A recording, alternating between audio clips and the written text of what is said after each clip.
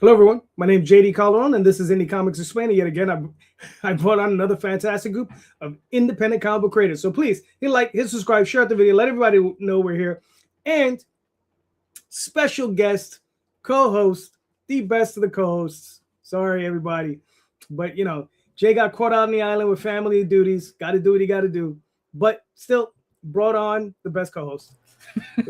I put on pants for this. Actually, no, I didn't. Hello, everyone. My name is Daphne Lage, and I'm a cartoonist, illustrator, and comic book artist from New York. And I have been self-publishing fantasy comics with this miscreant since 1992. And I am known for the furry fantasy adventure Tall Tales. Actually, we are known for that. And I'm also known for my medieval fantasy drama, Eagle Raven, Heir of the First Unicorn, because we're all about the fantasy soap operas here. Both of Tall Tales and Eagle Raven you can read on Webtoon. All right, very nice. And we're bringing on a special pinch hitter because Tom is driving like a lunatic across country to make it to San Diego Comic-Con. So we got as a replacement.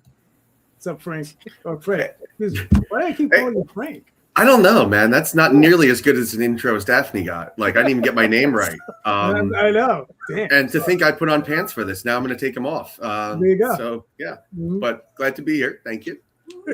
Fred, introduce yourself.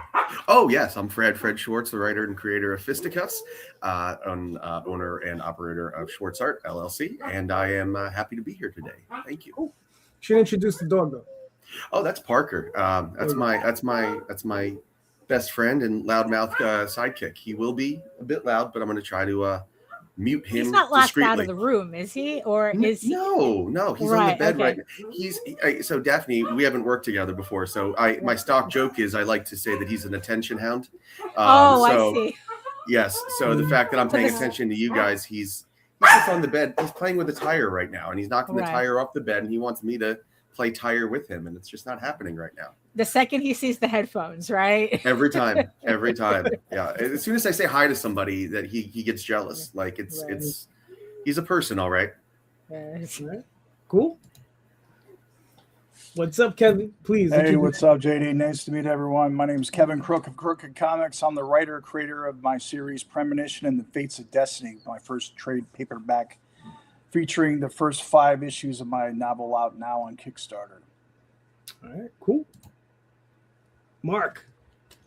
Hey, everybody. Mark Florio, co-owner, co-creator of the Iron Golem and Bone Frog Comics. I'm the writer, plotter, and cover artist for the series.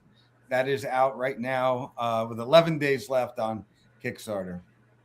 All right, cool. Last but certainly not least, Mr. Dudley. I'll give it the Detroit gritty. What up, though?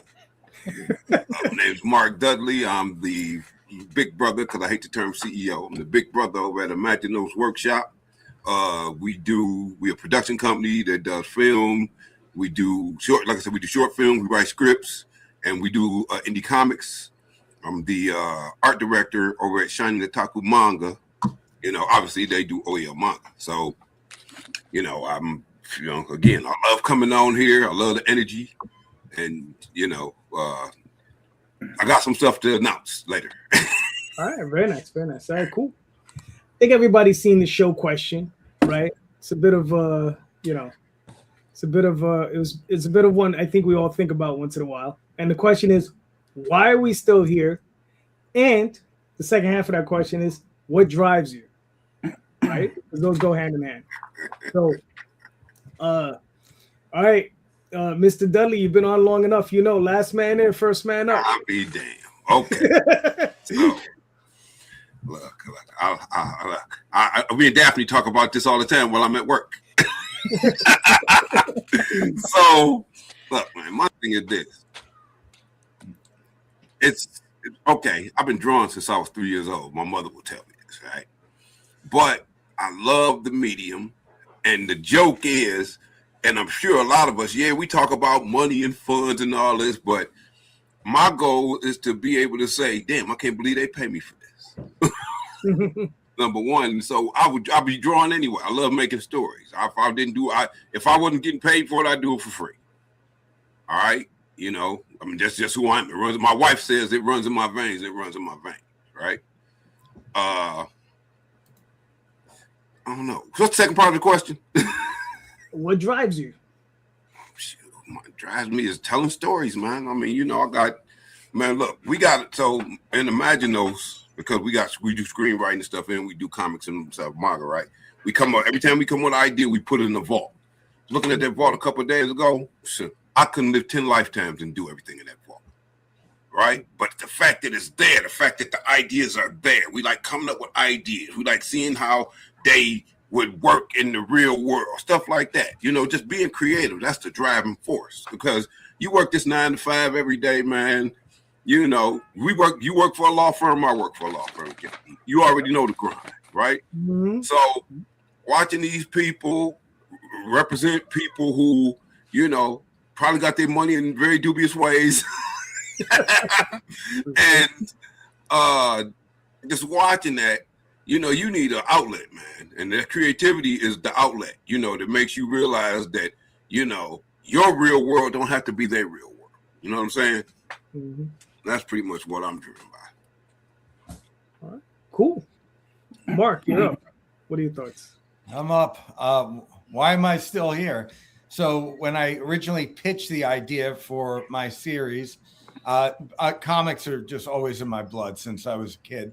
I learned to read with comics and comic strips. So went to the military because of that black and white idea of right and wrong because of comic books, and lifelong educator teaching kids writing and just trying to inspire them through comics and other forms of media. But I pitched my story to a publisher. They love the idea, and we're working through our first issue with Mike Zapsik, my co-creator, and we get dropped, just completely dropped. And why am I still here? Because former military, determined to never lay down, not take no for an answer. I said, I'll do it myself. We'll do it ourselves. And it's just been, you know, it's a passion. It's a project that we were not going to let go. And what was the second question again? What drives you? What drives me? So I touched on that. Wanting to fulfill this dream. When Mike and I came up with this idea in the pitch, we said, we want to write something that we want to read. You know, something that would get you excited. Where's this going? What's happening? And that absolutely drives me to bring these ideas out into the world and to be part of this community and just loving it. And they're going to have to drag me out. They're going to literally have to drag my dead body out because we're just having a blast. Good deal. Good. Kevin, what are your thoughts? Mark, you're getting paid for this? No, I funded the whole thing myself. I was talking to Dudley over here. Mark Dudley. Oh, you know, I started out. Look, I started out role playing games. I still do role playing game art, so I get paid for that. Okay, yeah. Well, yeah, this is part of my goal, and not only the love of the game, but to eventually get paid. You know, for what I love to do. So what drives me is trying to create original ideas, and I'm not stopping because I figured I could do this to begin with.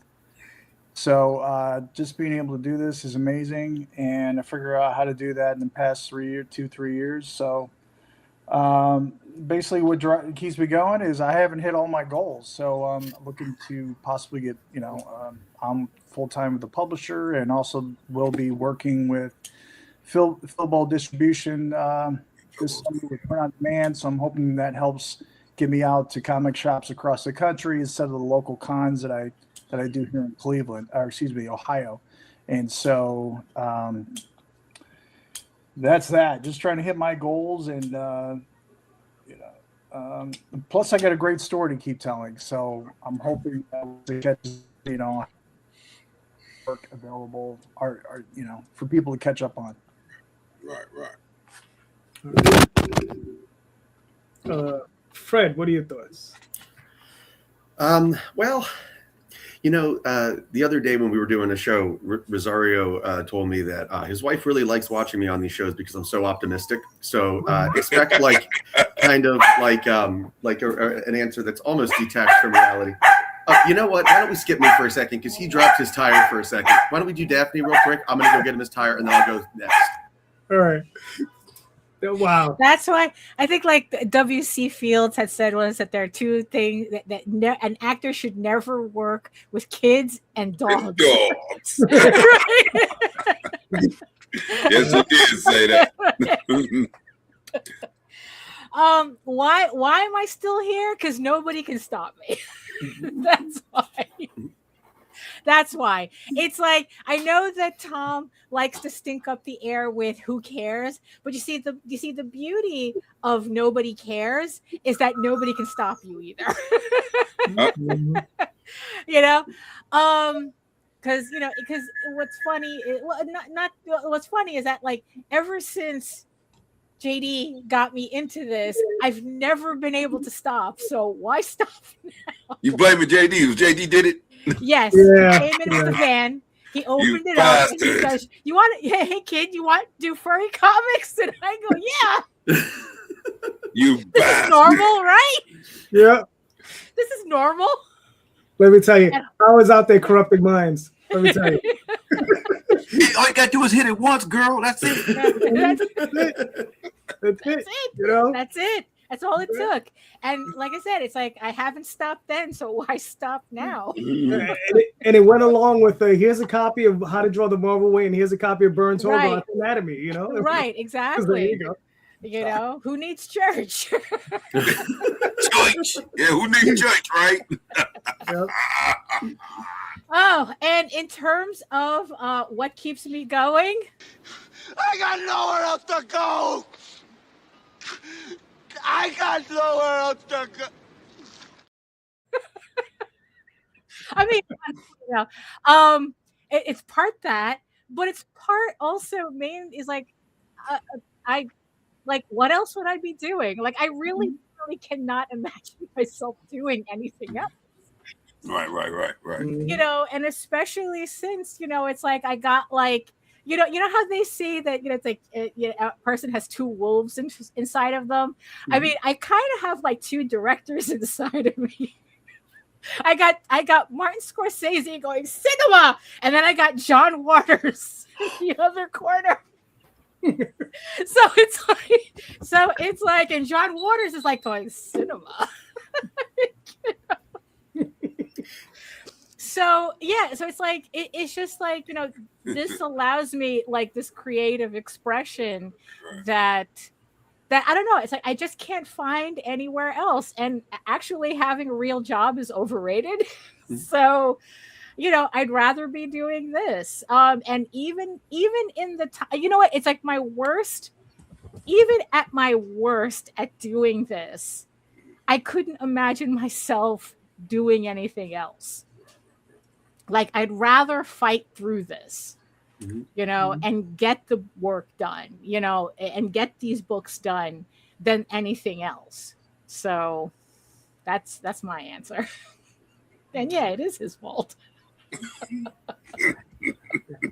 take the blame. I'll take the blame on that one. All right. That's fine. Fred.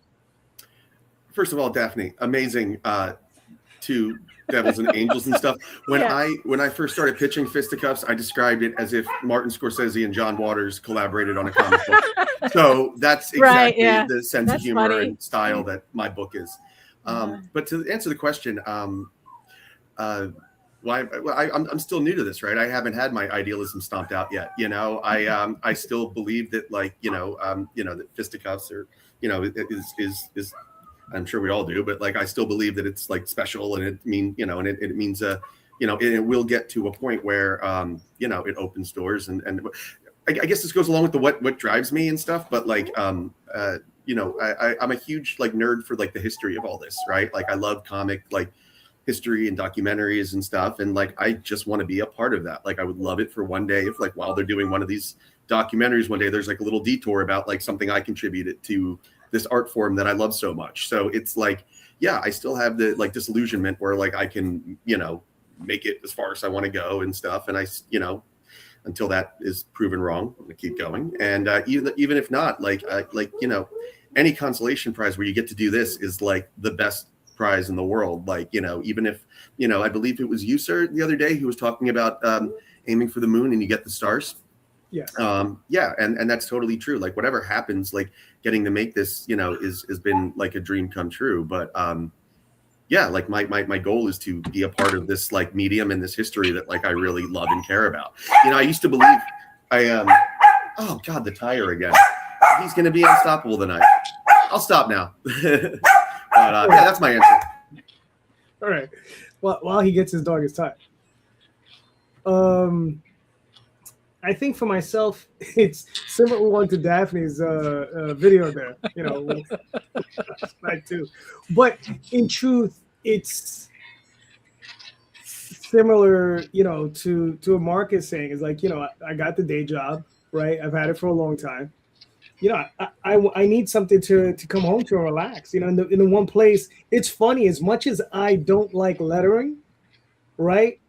It's the thing I do the most, right? Aside from writing. So there's writing and there's lettering, right? And I'm doing a lot of lettering because I have a 200-page story to letter. So I'm like I'm almost halfway through it. And it's like, but it calms me, right? It's the thing that brings me peace. I sit there, I'm like, and I'm just literally moving bird balloons around and putting this stuff in so that it makes sense when you read it. And and I think that's the main reason I'm still doing it, because it does something for me on that level where it's just like, I'm enjoying myself, and like I said, every Monday and Tuesday I get 2 pages from my artist Jade, right? Every now and again I'll get like 10 pages from Aurelio, and he'll just send them to me randomly, but I'll get those every 2 or 3 months. He'll be like, bam, there it is, and I'll get all these pages in one time. And it's awesome. And yes, okay, somebody posted this stuff. There you go. Oh, Viva España! Yes, Spain won. Spain won the World Cup. We won the World Spain Cup. won? Oh. Yeah, Spain won. Spain won, and I swear to God, Brazil is never going to live down the fact that they got knocked out by Norway. They got football players in Norway. I mean, what you gonna do? Yep, this is true. They playing the cold. Yeah. But yeah, man. I mean, why I'm still here is because I have a dogged persistence that's just you got to keep on going, man. I enjoy this stuff too much not to continue. And not to mention I have this story I want to finish. And that's the big deal for me. It's like, everybody sets out to do the 10,000 page epic. Very few people get to complete it. Well, I'm gonna complete this sucker. Right. And I'm like, I'm on the 3rd act, so I'm gonna complete this sucker. Right. So that's what drives me. Daphne, you're up. Okay, it's like I had to think about all these questions. So let's see. So there's I'm always hearing this talk about the lowering literacy rate, and there has been some like really weird writing discourse that I've been seeing about people literally complaining that authors should not use big words, should stop using big words or whatever, right? So the question that I have for everybody who's writing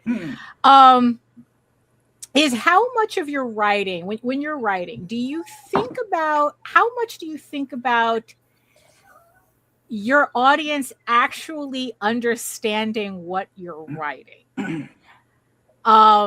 Like in terms of like themes and subtext and it's like do you write literally for your audience to like know? It's like I want them to know exactly what I want, or like I guess it's like how much do you trust your audience to dictate how you write? Cool. Mark, what are your thoughts? Well, I love that that you said that, because writing the first issue of a 5-issue arc, you're laying it out and you're like, what do I give the reader? I want to make sure that I'm dropping enough breadcrumbs here. The story needs to be complete in itself. And what I'm writing, is this going to satisfy them, that they're going to want to know what's going on? Because there's a lot of mystery in the story as to how these events unfold and where they're going. So I love it. It's constantly on my mind while I'm writing, and having wrote the 5 issues over the course of a year and a half, and then coming back and adjusting them was really a blessing, because I could go back and look at that and make sure there were nuances in the first issue, the second issue, that lead the story forward. But I'm still saying to myself, is this over the top? Am I hammering this over the top? Is it too vague? I want it to be vague, but I want there to be, when there are big reveals, I want people to go, oh, that was right there in the first issue. So I totally love that you said that, because it's always on my mind.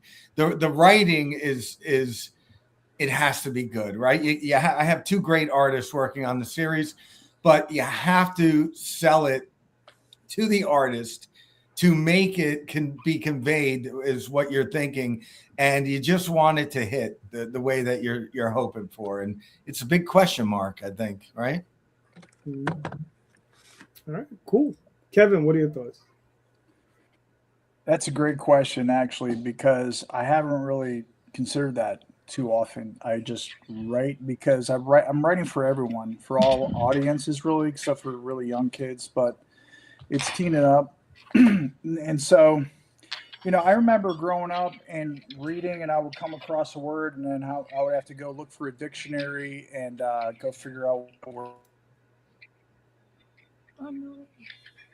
So that was encouraging to me to kind of learn as I go.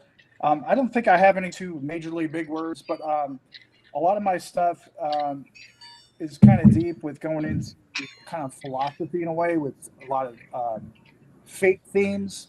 And so, I'm using mythology and a lot of different things.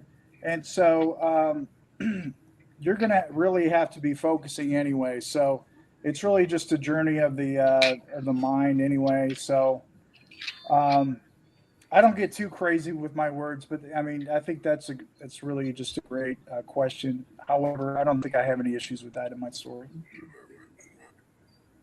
All right, cool. Mr. Dudley. I approach writing differently. When I was younger, man, I used to write for the fun. I used to write for the big moments and stuff, right? When I started learning how to screenwrite and kind of understanding, the understanding what story was, right? Mm-hmm. I started trusting them emotionally, because my stories, the stories before the emotional content became the foundation of the stories, right? So before I start the story, right? Again, I have to trust them emotionally. People, and to me, it's easy to trust people emotionally because we all go through shit, right? So I take the character before it even starts. I'll look at what the character's wound is. I'll say, okay, what happened to this person that is so deep emotionally that they have to feel this wound by the end of this story, right? Because to me, that's the real story. Everything else is how they relate to challenges you throw at them, and so you take that. And you take that emotional story and you basically go through stuff, 2 steps forward, 9 steps back, but eventually they get there. And I think that people can always relate emotionally. And basically that's the whole reason why you follow the character. If you relate to the character emotionally, either you like the character, you hate the character, want to see him get kicked down a flight of stairs, or they're so interesting you can't not wonder how they're going to deal with this situation, right? So those are 3 things. So that's how I attack the character, how I write. So having said that, I think that I don't have to really deal with the vocabulary thing, because it's an emotional vocabulary that I go for, if that makes any sense. All right, cool. Fred, what are your thoughts? So Stanley, actually, I saw a thing about this today too. They were talking about how people don't read for fun anymore, and like reading's getting diminished, and now with like shortened attention spans, it's going to become really a problem because people aren't gonna they're not gonna write for themselves anymore with AI, and they're not going to read for themselves because they're going to use AI to, you know, summarize everything. So it's actually kind of a weird thing to think about where like reading is going to be in like 5 to 10 years. But specifically on your question, I don't try to worry about. Stanley once said about how like if a kid doesn't know what a word is in a thing, the worst thing is, you know, what they're going to run to a dictionary. Like, oh my God, like, you know, it's good for that and stuff. And like some of, you know, when I was younger, some of my vocabulary came from being a pro wrestling fan and the words that the announcers would use and stuff. And I would, you know, something like intestinal fortitude. What does that mean? Oh, it's guts. You know, it's guts. I even used that on my Kickstarter campaign this time because I was talking about gastrointestinal, and I was like, intestinal fortitude. It still works after 20 years. So there's that element to it. As far as the material in my script, in my stories, I'm going to quote another person here. Quentin Tarantino used to say that you should always be an expert on your story. So I try to know my story better than anybody else. And my third point I was going to make is one of my other friends used to say, some people are just going to watch Fight Club and want to start a fight club. You ultimately can't control what you put out there. Some people are just going to take it surface level. So as long as I know everything that's in my story and I can point to how like this is a pattern for this and this, because like, you know, most of my stories, at least the ones I'm getting out now, are really tight in that way that I can say like this connects to this and stuff. And I try not to, you know, dumb it down. I really resented that when I was like in school and they would teach you like you have to reach the dumbest person in the audience, and then you watch like Lord of the Rings and then it's like, you know, Gandalf has to come in and remind us about first light on the first day. And I'm like, I know that already. He said it 20 minutes ago. I'm not that daft, but they're reaching the people that didn't pay attention or were like fumbling through their phone. So there's so many like rules like that where they tell you to like make sure you hammer it home 3 times or they're not going to follow. Yeah, that's a good rule if you can fit it in. But like ultimately, like, you know, we construct, we're all writers because we want to construct our ideal worlds. And I don't want to, you know, I don't want to live in a world where everything's really dumbed down and said over and over again to remind me. So, but I'm hearing nowadays, Matt Damon was like in an interview saying that like Netflix, when they were advising him and Ben Affleck on their latest project, they were saying you need to remind people of the plot every 20 minutes now because they don't follow. So it's getting really bad. Like they really don't trust people to follow now. So I don't know where it's going, but you know, right now I'm just going to keep doing my own thing and proceed business as normal. You know, can I just add to what Fred said real quick? I love that he said it. Learning the big words, like you need some intestinal fortitude, brother. I mean, I heard that all through my SEAL training too. It was hilarious because I used to watch wrestling, but I learned so many big words from reading comics at a very young age. I knew what onomatopoeia was. I mean, yeah, just all the Cthulhu and everything else. I think big words will help people get there and they'll understand it through the context of the sequential storytelling. So I think it's a good place and let them catch up, right? Yeah.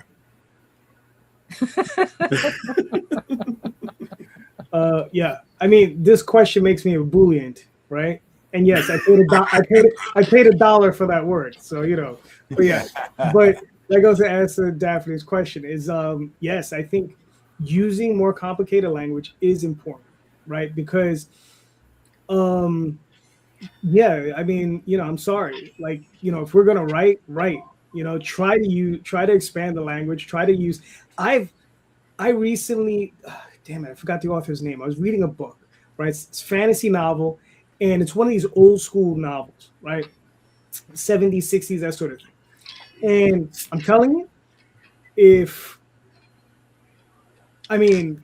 had words in there that not only I never heard of, but were so damn obscure, like they were hard to find. Right. We're talking about, he had words that were describing a specific sail ship that only sailed for like 20 years in the Mediterranean and a specific part on was that it China ship. Melville? No. China Melville, but no, it wasn't China Melville. It was right. Okay, right. But I'm just saying, like, but the thing is it made me curious enough to look up the piece, look up the word, look up that thing about the boat, and then you go down that rabbit hole of discovery, right? All of those different things. And that's the part that's interesting, is that you got to go through that process. That's how you learn stuff. You're just like, okay, now I'm gonna hit on this subject. So I think it's important, and just like a couple other people said, like reading comic books. That's how I learned a lot of these big words, and then I got into novels, and I was reading Asimov and Harlan Ellison and Roger Zelazny. And believe me, if you don't have a dictionary sitting next to you while you're reading H.P. Lovecraft or Heinlein, man, you're lost. You have to, and it's just, and for those people who can't make it through, the only thing I would say is like, keep trying, because it'll get easy, because the more words you learn, you start remembering them. You're like, oh yeah, I know what that word means. I know that word means. You just keep going, and I think it's important for us to, expand the human language. As much as it was the English language, as much as one thing too, though, is that I have a bit of conspiracy theorist in me, in that stuff come. I hear people say things, and some of the stuff is anecdotal, right? And they'll be like, oh, well, this is the trend, this, that, and this, and this, and this, right? They're asking the same three people they've been asking for every damn thing, every damn thing else. So it's like, look, if you ask a bunch of people who don't read how important is reading, what do you think you're going to get? You know what I'm saying? Right. They're not going. Look, I just was telling JD earlier, telling you guys, I just came from this book fair, right? We never set up at a book fair. Okay, we do graphic novels and comics and manga and stuff, right? Daphne, I've never sold so many books in my freaking life. I mean, they were flying off. Oh yeah. It was like, what the that fuck, doesn't surprise me at all. But the thing is, all these people are part of these people are everybody that did that thing wasn't rocket scientists. Mm-hmm. But they were still there for the love of reading. And anecdotally, they also say that that participation in bookstores is going up. So it's like basically, how am I squaring the two things? You know what I'm saying? Right. And also, to go back to the fortitude part, I only know the Mick Foley version. That's the one I know. Yep. The very first book, because I had a hard time reading when I was younger. Like I was very bad with the first book I ever read cover to cover was Have a Nice Day by Mick Foley. Yeah, it was a good book. Mick Foley, that guy, you talk about an intelligent guy. That's an intelligent guy. That guy. Yeah. So speaking of learning vocabulary words, so I know that whenever I write, Microsoft Word is always scolding me for writing above a certain grade level. I think it's like it keeps scolding me for like, oh, you're writing above a 6th grade level, which is going to make difficult for people to understand your work. And there's also this piece of advice that I've also seen floating around online, is that you don't cater to the dumbest people in your audience. Yeah, right. But the thing is though, the so I it's like what Mark Dudley said is about, I write about emotions and emotional resonance. Right. So as long as people understand that, although it is kind of frustrating to write like these certain scenes that I would thought that would get that would hit a lot harder than it did. And then it's like finding out like, no, it was another scene that I really didn't think that much about. Right. That was the one that hit, which in the end, I find that more fascinating than frustrating, because like, oh, I wonder, but the other odd thing that I've recently started to really think about, that not necessarily in terms of like dumbing down the story, but I think it's it's kind of like the, so my series is 16 issues long. And now that I'm in like the last 4 issues of the series, I'm kind of hitting some points where it's like, do I need to kind of remind people at this point that, this, that, and the other thing, like kind of like call back to something? Like, do I actually have to call back? Like, if it was in a graphic novel, like if it was when it's all collected, it doesn't make sense to do that. But as individual issues that are spread out over time more, it kind of like, oh, do I prioritize, like reminding people, or do I just trust them, to go back to previous issues and read everything together and not worry about it? This is the thing with that, though, right? Look, you trusted that audience to read from issue 1 to issue 16, and they're still there. Right, yeah. So if you're going back to show your recaps or whatever, you're trying to catch a new audience. Hey, buddy, they'll go back and read it. If they like it, they'll go back and read it anyway. So I wouldn't worry about that personally. Right. Yeah, because that's also the thing, too, that another piece of advice that is always like, treat your work like someone is seeing it for the first time. And I'm kind of wondering if that is also kind of getting in the way. Like if someone picks up my issue, like I just recently put out the volume 3, which collects 9 through 12. I'm working on issue 13, and now it's like, well, what if someone picks up issue 13 or issue 9 or an individual issue, and it's like, well, okay, well, are you putting a recap in the beginning of your book? No. I just work it straight through. Well, I mean, when I say a recap, it's just on the inside front cover. Just give it. Well, yeah, I know, but it's like it never occurred to me to actually do that. But Daphne, let me ask you this question. Yeah. Right? Do they come to you and ask you what happened? No. Those people? No. Right. So, Also, somebody is going to be, look, I've read books, stuff I've read in the middle of the book story, right? That book was so interesting, I went back and I grabbed the rest of the stuff. Right. Yes, that's what I do. Right. Right. But sometimes, I get told it's not about what you would do. It's about what you anticipate your audience to do. Yes, that's so it's like, so how much do you balance that? Nah, those are people who, those are mouth breathers who like hearing their own voice. That's what it is. I sound like I know something, so I'll say something. Da da da da da. Right. Get out of here, man. Yeah. And the internet's full of that. Also, because the other thing that I have to also take into consideration that a lot of the discourse is actually fake. Right. Yeah. That it's just manufactured for people to make their coin on the engagement, not necessarily that they're actually having a problem reading big words. And negativity sells on the internet. Negativity is the currency. Exactly. Yeah. I think there's actually, I mean, I've seen Scott Snyder talk about this, right? How when he does an Absolute Batman, he tries to remind the people who remind the audience who Absolute Batman is without being heavy fisted, right? Because he does recognize that somebody's jumping onto the thing. So he has a formula where he tries to give us some kind of like reminder who the character is and like what he's doing, but not make it like ham-fisted. Give the character something like awesome and in character to do to like remind the audience like why they're there and whatever. And there was like a third part of that formula, but like there is a way to do it. I personally, I personally, I'm more on the side of where Mark and I think you're at is like especially since the story I'm doing now is like 7 issues and it's like smaller and you can kind of trust them. I try not to because I was gonna ask too, like, I mean, do you guys like it when I mean, I guess what are the 3 choices? Either you just continue your story straight along. Yeah. The other one would be like the old like Stan Lee in the beginning where like I'm just a friendly neighborhood Spider-Man spinning my webs down the street and he like reminds you in monologue. And then the third one is like JD referenced like the the little synopsis, like in the last issue, this is what happened. And I was going to ask, like, what do you guys like the best, or does it matter? Or like, do you guys have a favorite?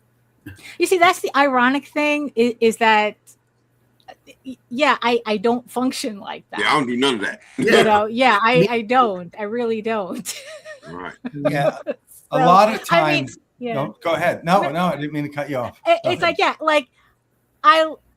it's like I like to think that my audience, that the people who are reading my book are very literate. Mm-hmm. So I expect them to catch, to actually put in the effort, to read what I wrote, and if in the expanse that I've written it in. And yeah, and it's like, and honestly, it's like I really don't worry too much about the people who are going to resent having to work for their reading. Yeah. I don't that there just comes a point where there are certain types of people I don't want in my audience. And if you're the type that's going to get resentful over reading a big word, it's like, look, you can pick up Dogman at the bookstore and read that instead.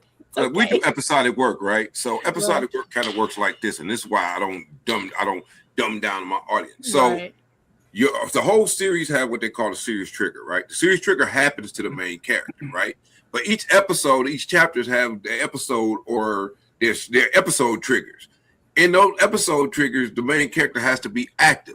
So every time you start a new episode or a chapter, that character is doing something. So that's going to draw you into it anyway. Yeah, exactly. Yeah. I was actually going to touch on the recaps. That that was really big in the 70s and into the early 80s.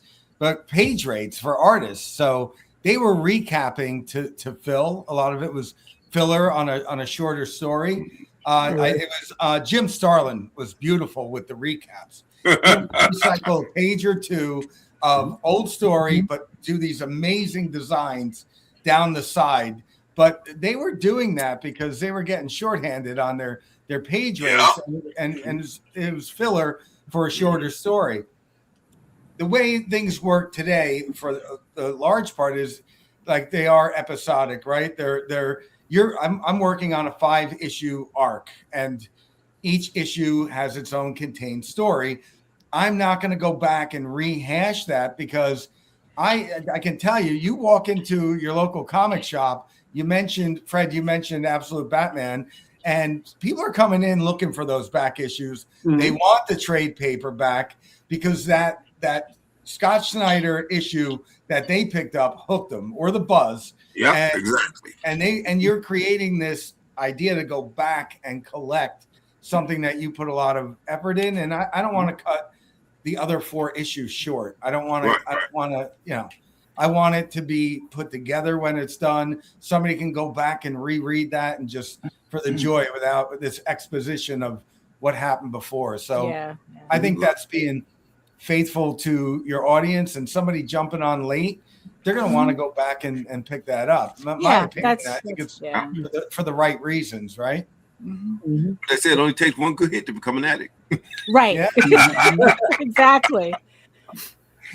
This is true. And listen, and not everybody likes to read a book and then has to make a premonition as to what's going to happen, right? So we're going to premonition and the fates. So, Kevin, do you want me to play this video? Yes. All right, cool.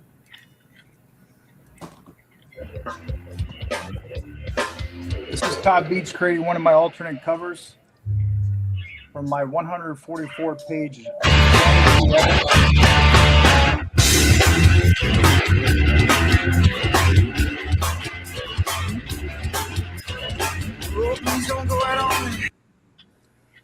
All right. Kevin, if you wanted to talk, do it now because I heard you talking. Oh, yeah. I don't know if her connection's good or what. No, the music is loud. Let the music play, but music is great. That's Todd Beats. He's going to be at the San Diego Comic-Con next weekend.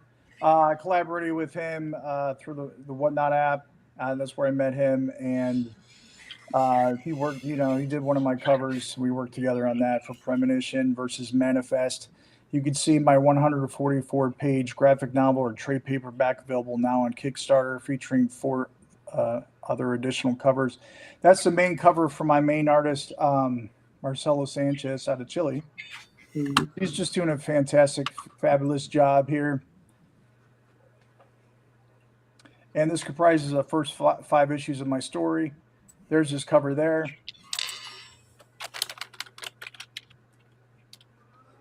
So it goes a little bit about the background of the story of the book, what I do here, and when I'm showcasing comics, what my table looks like. I have the 5 issues separately available along with my graphic novels there. Here's some of the original artwork by Marcelo. He does 18 by 25 inch size poster pages for every page that he creates in the story. You guys hear me okay? Huge. Can you guys hear me? Yeah, I Yep. can. Okay, okay. Yeah, so, his absolute work of art. I showcase at various Comic-Cons across Ohio, 6 Nicks, Gem City Comic-Con, 5 Star Comics, Jim and Dan's, and some others. I'll be at NeoCon August 2nd in Cleveland. So I got, there's some of the artwork that's showcased throughout the book. I'm working with colorists with experience in the industry, Victorio Stoney, with experience with IDW, Vault, and Image. So those are just some of the available covers throughout the 5 issues, and just information and background on the Kickstarter page is now available. We got about 2 more weeks till Kickstarter's over. Like I said, I'll be working with Philbo Distribution soon to try to get these out across the country. And here's an alternate cover from Mario Gully, OMG, the artist. He works for Image. He's a creator of The Ant. So I collaborated with him for this cover here. It's just absolutely fantastic. Colorist Ed Kingbola. So Nice. part of the book is colored by Ed Bola as well. Here's the alternate cover as well. So I have several covers for the graphic novel. This was a hand-painted, hand-drawn piece from Andre Osh. He's a sketch cover artist, and this took him 3 weeks to complete because he had to let it dry as he go because it's hand painted. So that's what's unique about this piece here. Nice. So this is the first 5 issues. Is this the first arc, or is this a portion of the first arc? What do we? Yeah, the first 5 complete the first full arc of the story. Issue 6 is in the works right now, almost completed. So I do have the books available. I'm going to be shipping these out very shortly here. Just looking to get more support. I got an artist bio here, and the story and in the book as well that you're looking at there, showcasing the artist. Cool. We also have a commentary by myself, Kevin's Corner, a couple pages there. Special thanks. Nice. And here is some of the art from issue 6. It's big for issue 6. Oh, this is awesome. Isn't that awesome? Kicks the butt. Mm-hmm.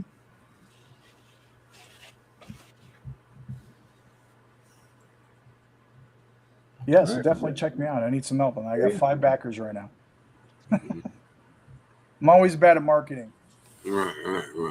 You're on Facebook, right? Yeah, Facebook, Instagram, Crooked Comics, COMIX, crookedcomics.com.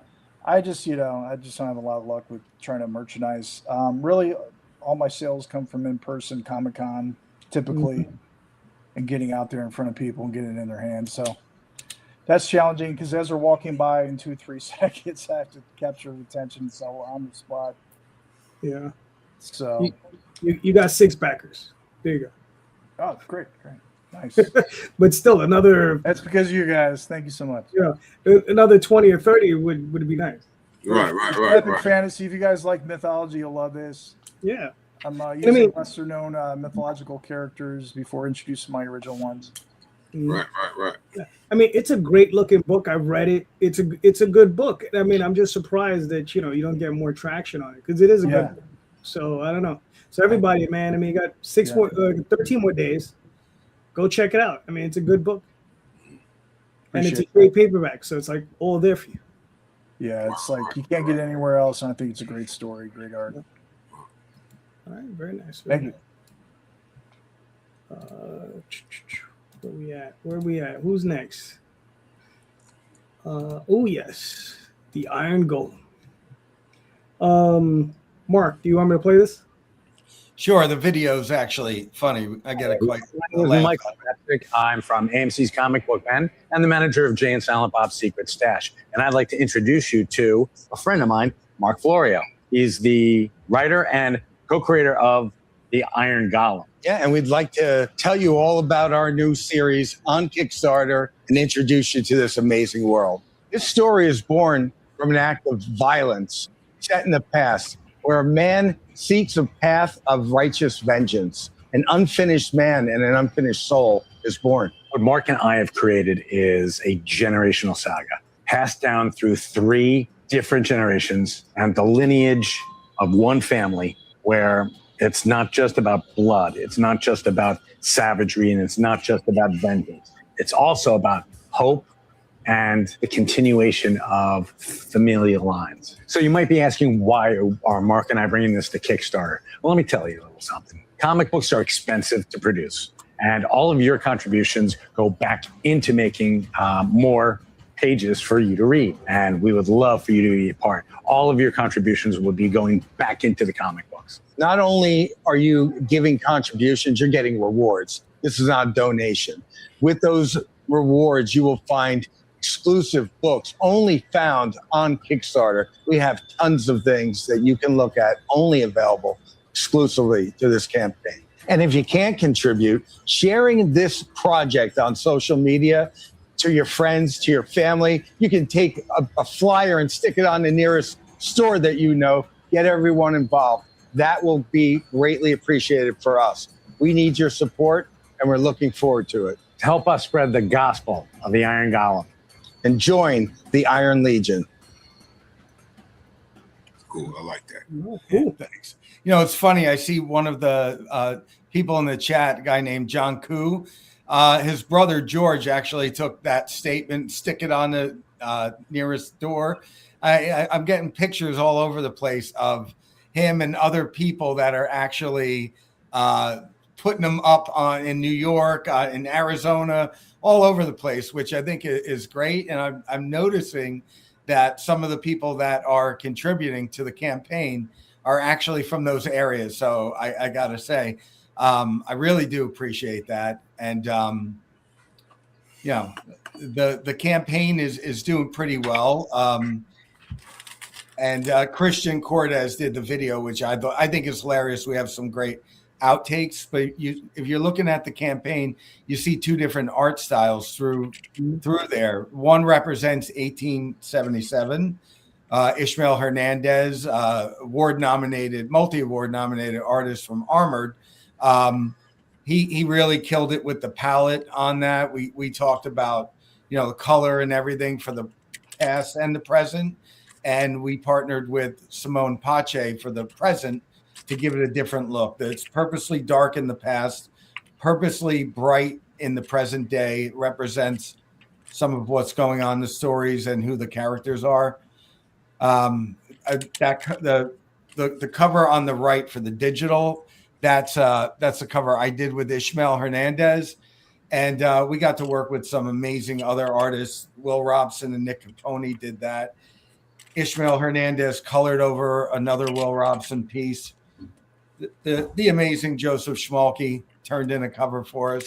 So we've been blessed to have a great group of people. That's Simone's cover right there. And Gerald von Stoddard's got the amazing face that's dark and foreboding with the transformation of what's going on.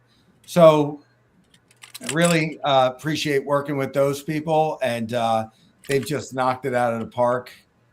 Christian Doklamansky's lettering on its top notch, and you just great team that we have. So. All right, cool. Now, this is the first issue of an ongoing series? Yes, it is. It will be a 5-issue arc. Okay, cool. Very nice. And I mean, obviously, this is the first issue, but I mean, what are you looking at as far as the schedule? You're looking at maybe 2 times a year, 4 times a year, 5 times a year? What are you looking at? Well, this issue's already done, so it's ready to go to print, and I'll be turning in the issue 2's halfway done with Ishmael's art, and I'll be turning in the final revisions on the other half of the script in a couple days after San Diego, and that goes right to production when this ends and Kickstarter releases the funds. So if we can get 4 issues out a year, we're gonna be quite happy with that. That's our goal.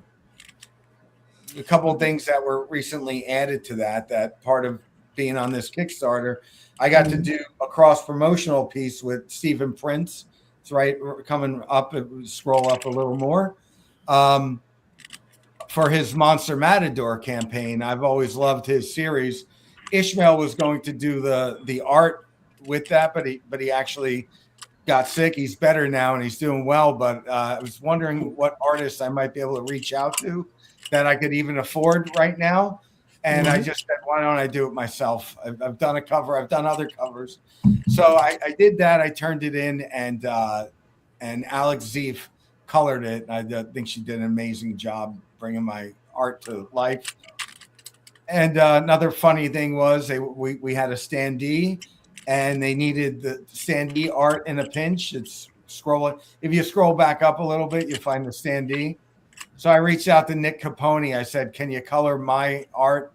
I'll do it real quick. And I tried to do a classic pose and didn't even realize it, but I totally aped right there. I totally aped Captain America. And yeah, one of my heroes. But I mean, it's funny, the little things that come up, and you don't even realize what you're going to end up doing. But I had the time, and I just cranked them out, you know. Came out nice, though. It was good. Thank you.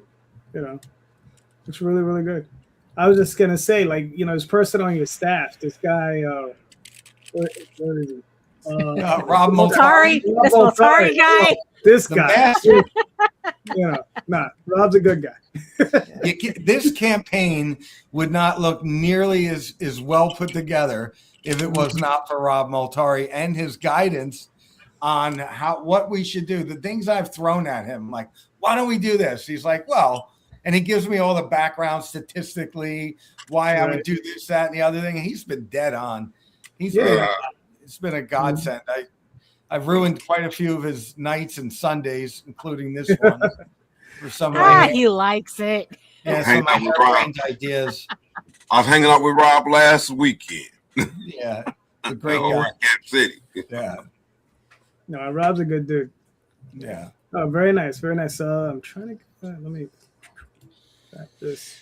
But the artwork's really nice. Yeah, man. I mean, you got 11 days to go. You well past your goal. 167 backers. You're doing good. Yeah. Thank you. We you want to get the backers up as well, and bring more people into it. You start your first campaign with everybody in your phone index and whose email you have. And we are developing. We did a signing at the Secret Stash on yesterday, and we're developing new people coming in, and that's really important. They know that we're excited about it, Mike Zapsik and I, and it's really been, people have been taking to it, and what we need to do is not disappoint them. I am happy to know that as soon as this is done, we can send everything out to print, and we can be on time with our delivery, build confidence. Mm-hmm. All right, cool. Very nice, man. I mean, like I said, 11 more days. Go check it out. Great looking book. Thank you. It's definitely coming out. Yeah. Nice book. What is this?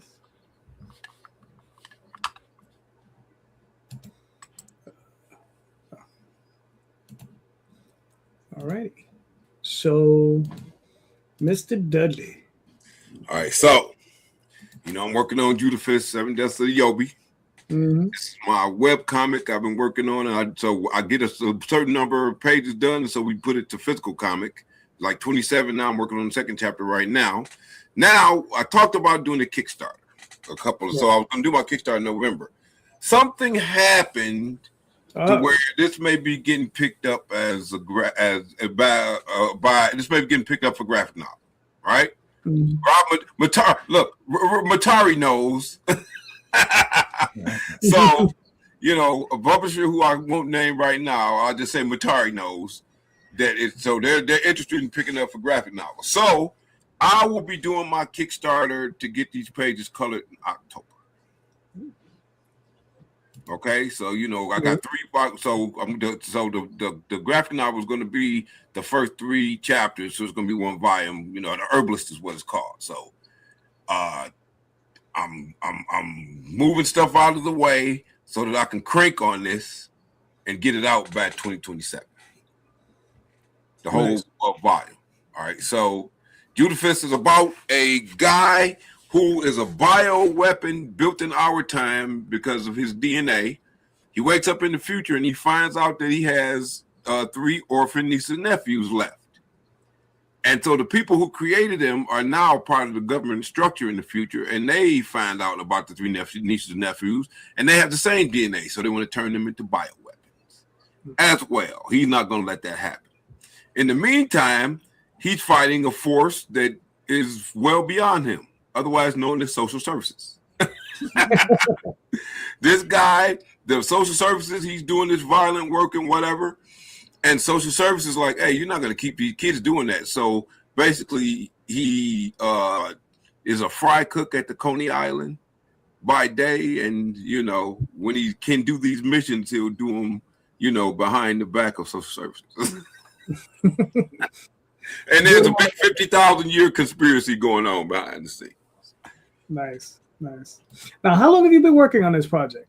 I know we've discussed it. I've been working on this project, dude. Look, I've worked, like I said, this started out as a superhero project, right? Mm-hmm. And somebody in Image stole, and he definitely stole the costume idea that I had, right? Because this person saw it when I was in college back in 91, 92. One of my buddies I was working with was so happy up in Ithaca, New York, to show this to that person, and didn't think about the fact you're going to steal our shit.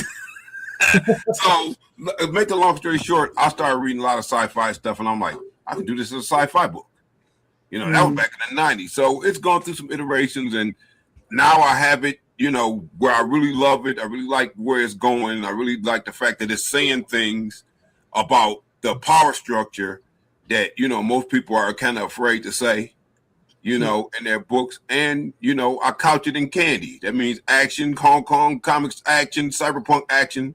But I'm still trying to make sure I say something, because that's always been kind of what I'm about, you know. Let's do it. Cool. Now, when are you looking to launch the campaign? Probably be, probably too. It's going to be early October. Early October. Okay, cool. Just getting a bunch of stuff out of the way, a bunch of commitments that I do to helping other people. So when I get that out of the way, it's going to be all due to fist. Nice. All right. Very good. Listen, man, I'm looking forward to it. Me too, man. Look, I bet you I haven't been this excited in years, man, about putting out this work, man. I'm definitely looking forward to it. Put this up here. All right, cool. Now, oh man, this guy again. All right, here we go. Fred, you sound like my family. Can I play the video? Yeah, sure. Play the video. Sure. It's short.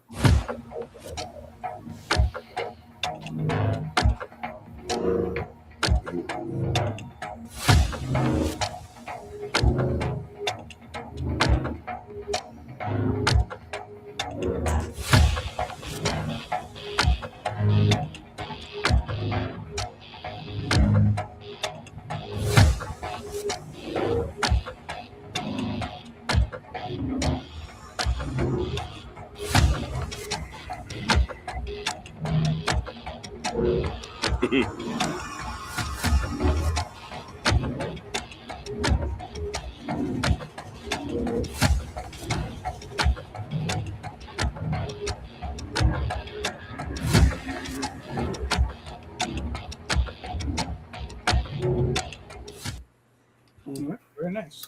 Thank you, sir. So, Dan the deal. So, Fisticuffs is the story of a functional drunk whose comfortable life derails when a one-night stand has deadly consequences. It is the sense of humor of the boys. You know what? For old time's sakes, it's as if John Waters and Martin Scorsese collaborated to make a comic. It would be Fisticuffs. Yes. Cinema. Exactly. On that line, I like to describe it as like elevated smut, right? You know, and that like it's like you take that's John Waters. Exactly. You know, It's like I like to compare it to like if you go to a restaurant and you order like a like a fancy restaurant and you order like a fancy burger, you get like a Wagyu patty on like a brioche bun and like some Gruyere cheese or something. It's still a burger, right? So that's kind of what Fisticuffs is, right? In that it's about like some deeply personal, dark themes of addiction and dysfunction, and like I said, a really personal story, but it also hits you with the over the top sense of humor of the boys and the John Waters twisted absurdity that you can expect. Right. So it's a 7-issue miniseries. We just finished the campaign for book 4. We still have late pledges open, so if you guys haven't yet, please get in on that because 5, 6, and 7 are coming down the chute. It is a 7-issue miniseries. They are all drawn and they will be released every few months until they're done. So please give it a look, and if you haven't yet, check out Fisticuffs. As Mark says, man, this is the drug. This is the hit that you're gonna want. You're not gonna you're gonna be a lifer until this book is done. Right. Yes. Mm-hmm. All right. Cool. So, you said the series is already completed. Drawn. Right. Okay. Illustrated. Yes. Right. So this is issue 3. 4. Okay. Even better. Mm-hmm. When do we expect to see issue 5? Issue 5 should be October, early October. I'm going to try to shoot for late September, but frankly, we're going over the colors one last time now. They're going to be sent out for letters this week, so I expect to fulfill this one pretty quickly. Knock on wood. And then 5's ready to go, and we're ready to just keep this pumping out because shit's about to get dark, man. It's about to get dark. And we got a fantastic team too. I didn't mention them enough, but Stan Yak is I don't know if you guys have seen his art, but the dude is brilliant. My favorite artist. I always say this. I like to describe him as like a naughty Jim Lee. He does like really cool, awesome, like well proportioned, well developed action sequences. He does this kind of like cool gritty aesthetic. It's like if Jim Lee was coloring outside the lines a little bit or being a little naughty.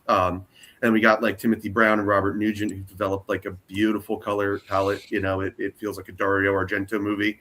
And then Dave Sharp, veteran letterer, brings it all home, turns it into like a fully emphatic experience. So yeah, I think it's a great book. I would love you guys to check it out. So get in there and give it a shot. All right, cool. So now this is already completed, right? So you're in late pledges at the moment? Yes, sir. Late pledges. All right, and how much longer are you keeping that open for? At least 3 more weeks. Okay, so listen, everybody. Time is short. Mm-hmm. Get it now. You only got 3 weeks. Mm-hmm. All right, I was hoping you would say like 3 days or 3 hours. I know. I really effed up the lead there. I effed up the lead. But it's okay. Right now, it's over. Go get it now. Satire get you nowhere. There you go. Very nice. But it's a great looking book, man. I'm looking forward to it. Thank you, sir. Real quick, Jesus Christ! I almost forgot my own book. Typical of me. All right, there's the Oswald Chronicles. I got another 20 hours left. It's a story of Oswald. He's a mouse, and in this particular story, his home is invaded by a group of Calcians, and that's a race that lives in New York City along with him. And this particular race they're a bunch of magic users, and they introduce Oswald to structured magic. So it's his first time on his road to becoming a sorcerer, where he actually learns how to use structured magic. So this story is important in his genesis, and this is also the first time it's ever been in color, because I had this book out for a while in black and white, and we're finally introducing it in color. And the colors are done by David Montoya. The original art is by Jay Gonzalez, and that's pretty much it. And there you go. All right, and I got another 20 hours, so I'm gonna go back it now. All right, so Fred, your question. Nah, you're muted. There we go. So your question was, why are you here? As in why in comics? I'm going to ask, what galvanized you? What was the moment, if there's a moment, whether it was something that you read or experienced or a moment in your life that made it be like, this is where I am and I'm not moving? So I figured everybody was going to say we're all here and we're not moving. So what was the moment that you can point to and be like, that was it? All right, cool. Kevin, you're up. Turn the thing on. That's a great question. It's a hard question. I'd like to give a shout out to my cousin Mike Horns for getting me back in the comics for one. So I was out of the comic scene, for about 30 years or so. As a kid, I had comics and things like that, but I didn't really have any interest in it. But I think slabs were coming out and things like that. Collection, so he started getting me into it. At the same time, Whatnot app just came out. Right, so I was excited about the auctions, the giveaways. He showed me the app, and so I blamed him for getting me in the comics again, becoming interested in them. I started to learn more about comics, started to buy a lot of comics, learn more about keys, and the best thing for me was finding those obscure comics I had as a kid. So that was a huge motivator because that was like a gold nugget every time I found one of those. So I just had an idea to try to create my own comic at some point, try to come up with an original idea. And so this was all through getting reintroduced with comics later on in my life, the Whatnot app, the live streaming of the art and everything like that.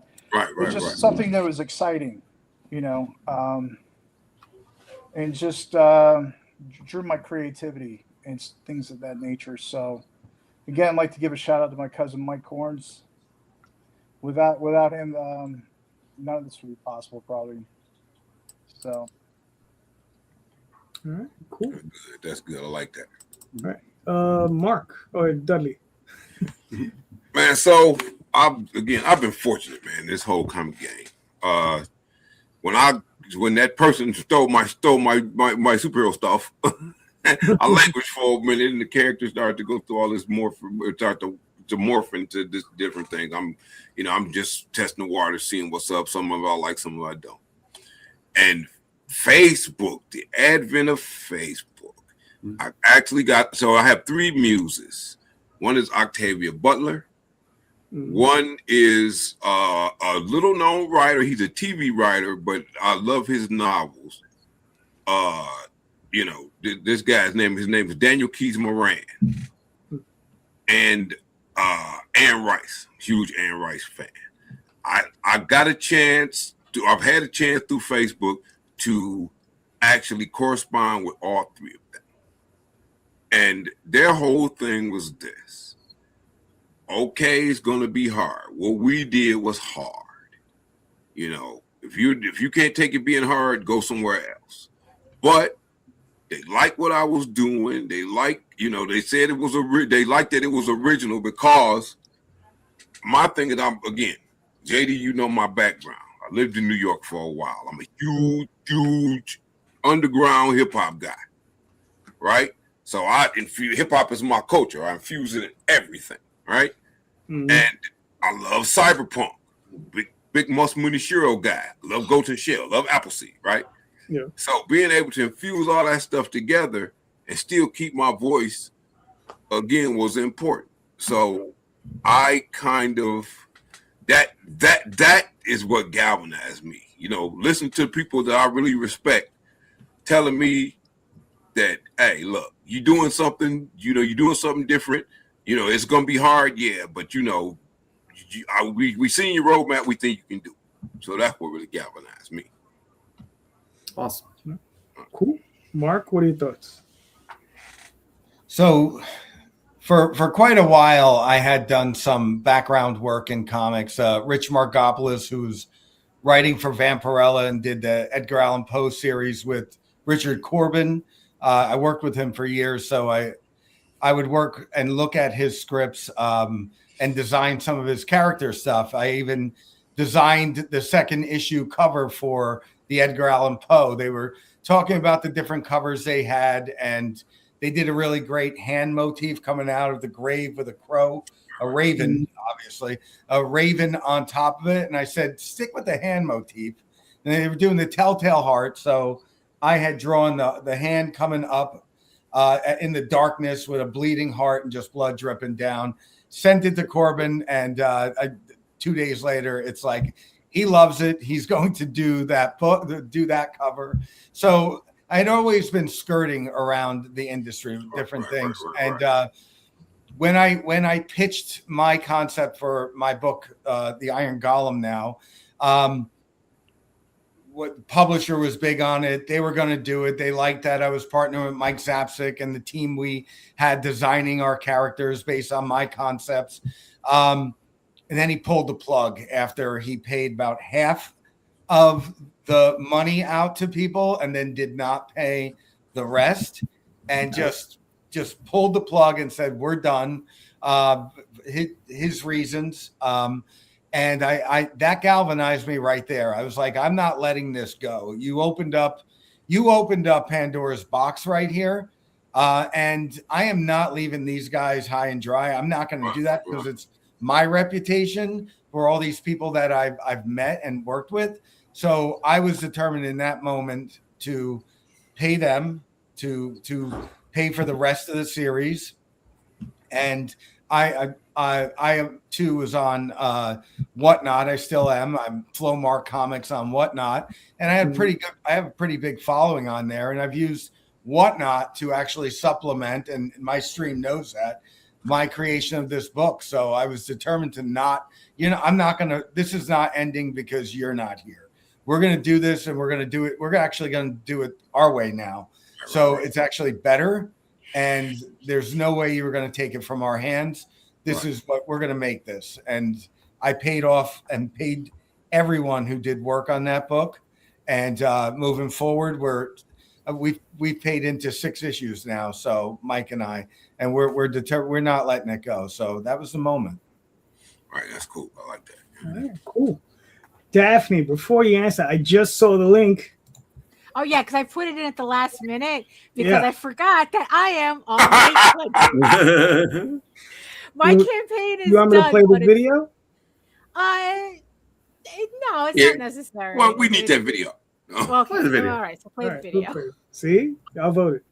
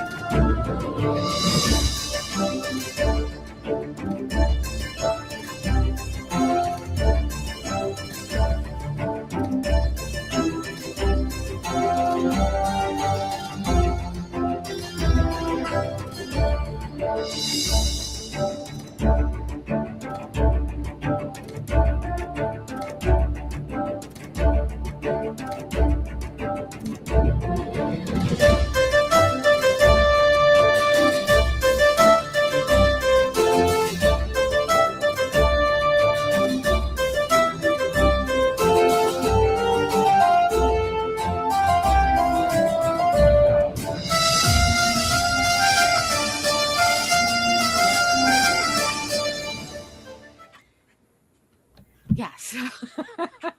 Yeah, so like I said, the campaign is over, but it's not out. Eagle Raven, Heir of the First Unicorn, Volume 3 is available as late pledges. So if you missed out on the campaign, you can head on over to the link and still pick up the core books of the campaign. And Eagle Raven, Heir of the First Unicorn, is the story of a unicorn princess exiled into the mortal realm who trains to become a knight, hoping to win a king's favor and save her people. In Volume 3 of this 4-volume series, Eagle Raven survives the ordeal of the tower, emerging with the title of Knight of Turnham. As she returns to her enchanted kingdom, the stakes rise as she realizes the dragon lords are attempting to resurrect a goddess and start a war against the realm. After refusing a tempting parley with her ex-fiancé, the elf Prince Rillian, Eagle Raven is forced to assert her rightful claim to the throne of Edenron in a challenge brought by rival elves who resent her return. Eagle Raven is the story of trying to find your place in opposite worlds and learning the people who will stand by your side and lift you up are not the ones you'd expect. It's a sword and sorcery fantasy with a soap opera twist, featuring character relationship centered stories with unicorns, elves, dragons, and furries. And like I said, you can pick up the core books, which is volumes 1, 2, and 3, and a couple of select add-ons until I close the campaign completely, because I'm ready to send my files out to the printer. So hopefully hopefully in the next couple of days, I can finally get everything out, and then in a couple of weeks, I'll be able to fulfill this completely. So, so you have a couple of days left on late pledges to place your orders, and then that's it. You have to wait for the next campaign, which will be issue 13, which I'm gunning to either launch either September or October at the latest. All right, cool. So, it's funny that you said that, you don't like recapping, but you just recapped the whole story. Right. But yeah, you see, that's the thing. I figured that I'm recapping it now, so I don't need to put it in the book. What if you sell it at a con? I have to recap it anyway. Yeah, but I don't have to physically put it in the book. Although technically the back cover is a recap. But it's not in the story itself. Yeah. No. I mean, like, just a recap, just a general recap. Yeah. Right. Yeah. I'm not a big fan of the in-book recap. Right. Yeah. That's kind of where I was leaning, because it's like, if you're really interested in the book, because it's like, look, when I first discovered Rocket Raccoon, it was on the second issue. Right. I didn't care. I went and made sure I got all of the issues, all 4 issues, so I could read the series. It didn't occur to me that starting on issue 2 was a problem. So I expect everyone else to be an adult about this. Fair enough. So you got how many more days you're gonna leave it open for? Probably by Wednesday I'll close late pledges. Okay. See, so order it now. See, Fred? Yeah. That's how it's supposed to be done. Right. Yeah. Lesson learned. There you go. All right. There we go. So there, Daphne, answer the question. What was the question? It's a good question too, damn it. Right. What galvanized? Right. Yes. What galvanized? I don't know if I could really say, like, when I first got into it, something galvanized me. Like I said, I met JD in high school, and around that time I was going to an art high school. And around that time, I really didn't know what I was doing or what I was like planning on doing. Actually, I did kind of, but I wasn't really committed to it. My original path was to be an animator.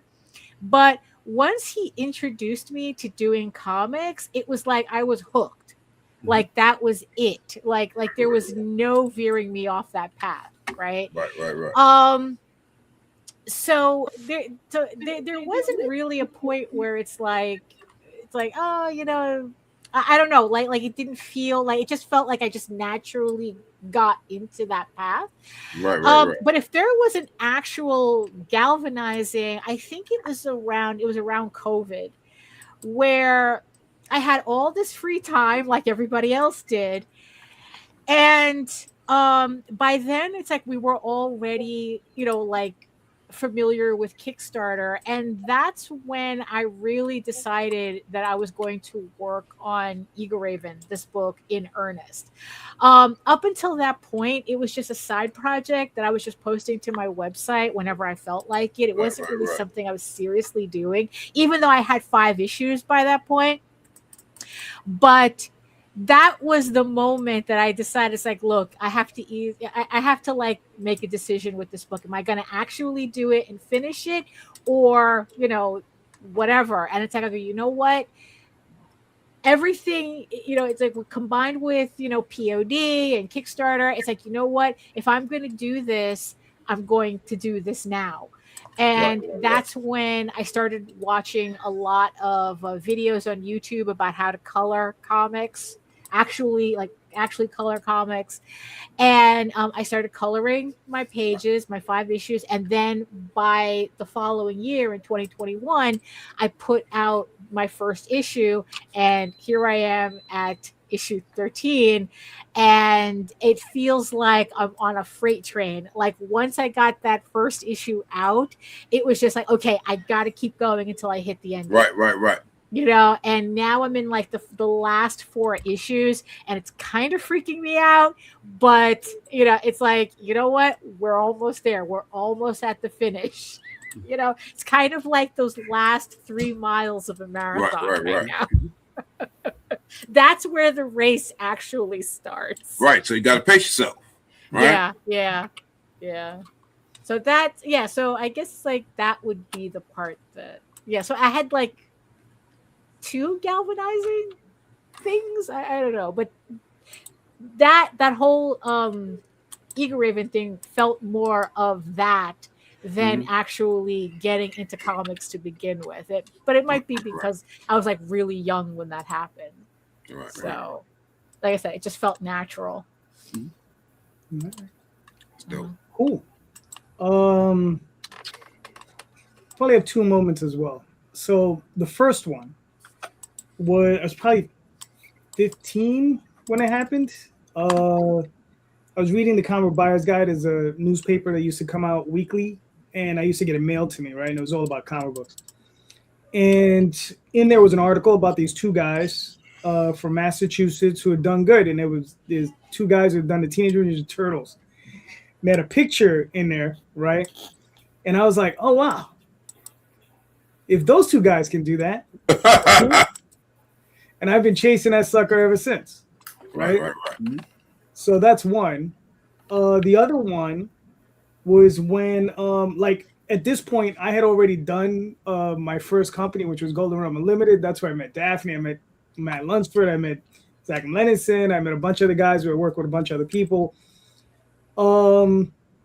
Had already done my work over at Pioneer and what is that? Damn it, Daphne. What was the company we worked for that we did La Blue Girl? CPM? Central Park Media, yes. Yeah. So you know, we already done that work. And then I had just gone back to work, and I had a windfall of cash fall into my lap, right? And I was like, you know, most normal people, they'll buy a car or they'll go on vacation and save money for their retirement. No, I was like, no, I'm gonna do a comic book, right? And I was reaching out to various artists, and I reached out to this one artist, Jade Gonzalez, and she had sent me rates. I wasn't looking for a comic book artist. I was looking for pinups. I was looking for small illustrations to go with my prose stories. And she had given me a page rate, and I was like, "Whoa, I can afford that." Now that I have this big lump of money, so I was like, "Okay," and I spoke to her, and I was just like, "Okay," you know, and we worked something out. And I think at that point, that's when I was like, "I'm in," and that was it, because you know I burned through that $5,000 on that project, and then I was playing poker for a while online, and I pulled a bunch of those winnings out to pay for the next one. And then Kickstarter hit. Then Kickstarter came around, and then that was it. I just got on Kickstarter, started doing that. So you know, those are my 2 moments. So nice. Fred, answer your own question. Yeah, I guess my big one. When I was like 18, 19, I was in school, and I had to write a prose piece for a creative writing class, and that's like out of my depth. Like I was mostly a script guy at that point, like really basic stuff. And I figured I actually wrote what became the first issue of Fisticuffs, you know, including, I don't know if anybody here's read the first issue, but like the big scene at the end. And I wrote it because like I figured like the character's voice I could get, and like, you know, it had to deal with like kind of serious subject matter that I kind of understood already. So I was like, I can make a story out of this.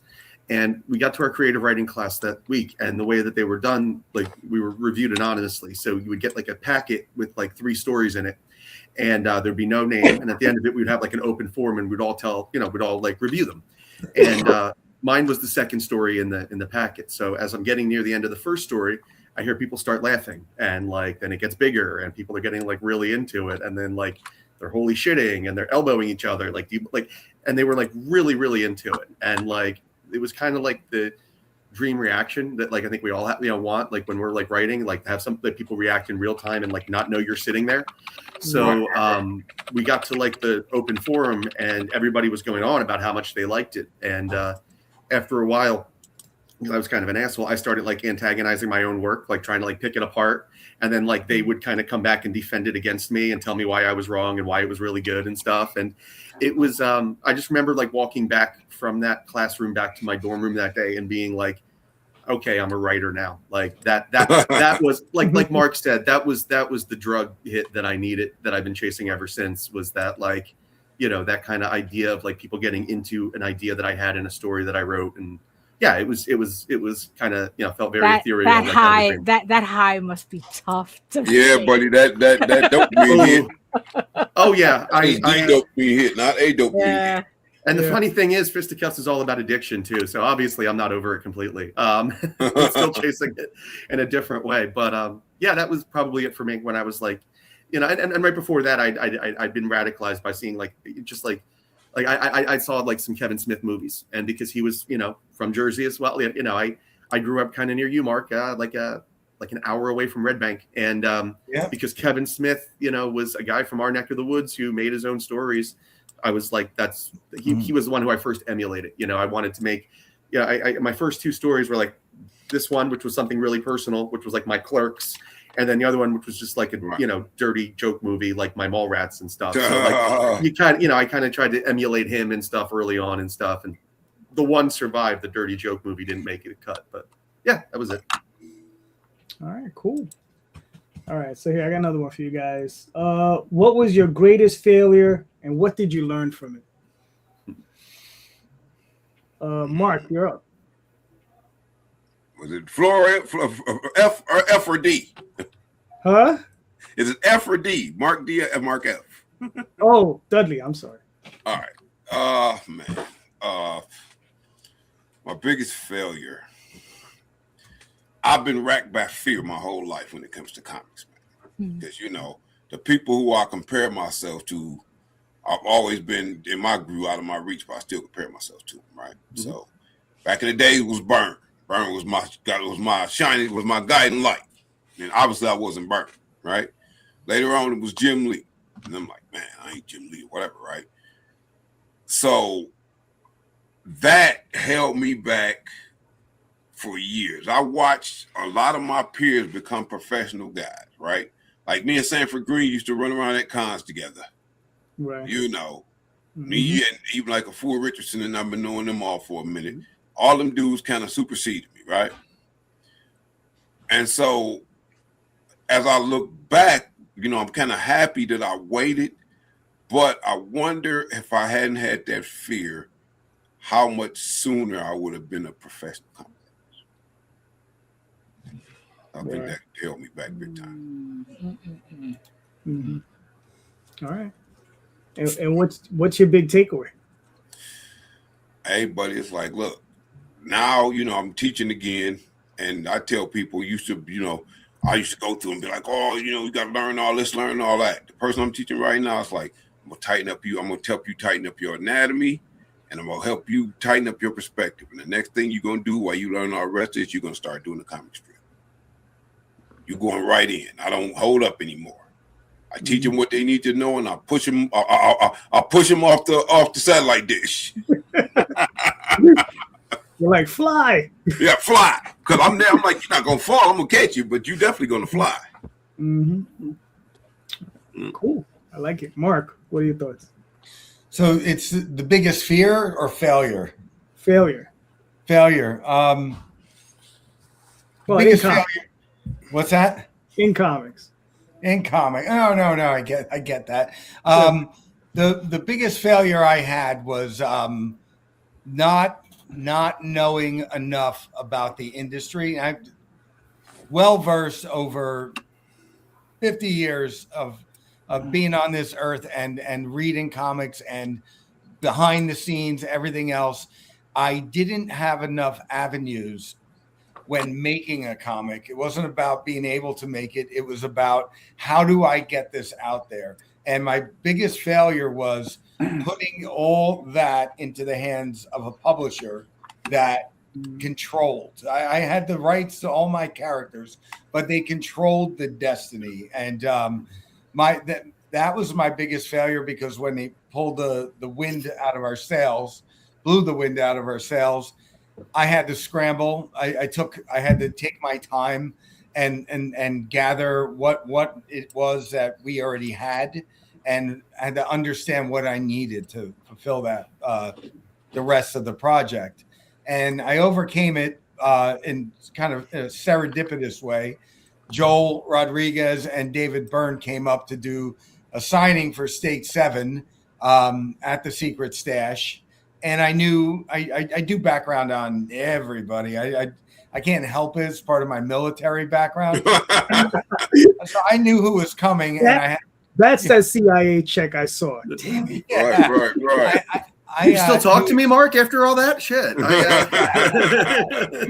I mean, I like to do deep dives and understand everything I can, aspects. And I knew I had great respect for David already, and I knew Joel's background. And we were sitting there, and I said to Mike when they came, "Hey, maybe we can talk to them about our book and see what we can do." I had already known how I was going to move forward paying for it, but needing to break through and have someone help us to fulfill those next steps. And sure enough, it was as simple as, and I was so nervous, talking to Mike on the side by the counter in the Secret Stash. They could have been filming it like one of the episodes of Comic Book Men. Right. So we just broached the subject, and they were like, Joel's like, "Well, let's just talk, because I do concept to comic, and one thing right from there, it just led to, opening up doors and knowing exactly that I was on the right path, and that they both mentored me. It wasn't just here, do it. It was they're mentoring me. I'm actually part of Metal Ninja Studios too. I have a job with them as well now. But so they literally got me through that. The rest of that. Now I have a much better understanding of how to bring it to market. Cool. Kevin, what are your thoughts? Man, I'm also have a military background. I was in the Air Force. What about you, Mark? Were you in the Navy? Navy, yes. It's the bone frog that gives it away. Yes, that's what's cool about part of our story, is having a veteran-owned business or comic line and things of that nature. So I don't really emphasize that too much in my thing, and it's something I really should try to do more often. So that's why I brought it up, because I got you here talking about it. But I think the greatest failure you can do is to quit. And so me and my background in the military, I never quit. I'm always persevere no matter what, if I have a goal. And to give an example about that, I did the first 2 issues with a whole nother artist, and then started over from scratch. Right. After I put in $30,000. Okay. And what I got was a better product. And so don't let, because I still had that goal. I still had that dream. I still, you know what I mean? And so to give up, that would have been a complete loss. I don't think I'm there now. Right. I have a better product. All the work is hand drawn. I love the artist. I was able to manage the product better, the project better, because my first artist, he was doing everything. I found him on Upward. He was doing it. He was doing the colors, the letters, the drawing, everything, but it was all digitalized, So this enabled me to grow a little bit more, and I basically learned as I went, and to manage the project, so that now I'm working with a separate artist. I'm working with different colorists. I'm working with letters, and I'm still, and that's helping me grow and evolve and adapt. And so basically, it's just adapting and overcoming. Right. And so overall, it was an evolution. But a couple of mistakes along the way I made was not having the final idea set before I'm running with it. And so I kind of learned that in the beginning, because I had a different company name. I was just running with something. I was putting it on his label. It evolved into Crooked Comics. Used to be Premonition Productions, right? So then,